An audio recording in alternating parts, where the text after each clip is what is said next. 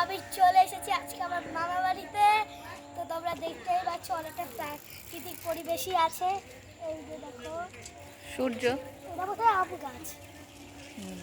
এটা না কাঁঠাল। তো আমি আছি আজিতা চৌধুরী, তোমাদের সবার প্রিয়।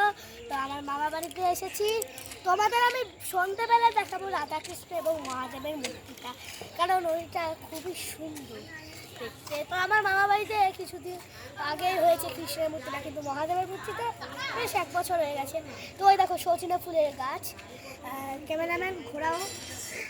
এই দেখো সজনে ফুলের গাছ, দেখতেই পাচ্ছ তোমরা কত সুন্দর গাছ।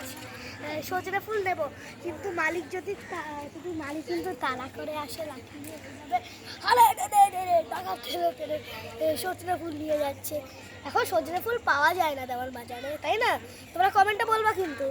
তো এখানে দেখো, তোমরা দেখতে পাবা, এখানে তোমাদের আমি কিছুদিন আগে দেখিয়েছিলাম শুধু একটা জল, কিন্তু এখানে টিপ দিয়েছে কেন সেটা তোমরা কমেন্টে বলবে।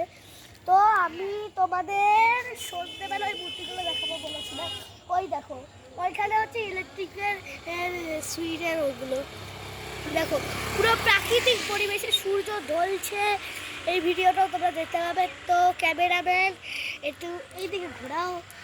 তো দেখো এই দেখো বন্ধুরা, মানে একদম কি করে রেখেছে এই জায়গাগুলো। তো আমি তোমাদের একটু একটু দূর অবধি দেখাতে চাই। তো ক্যামেরাম্যান চলে আসো একটু একটু। ওই দেখো।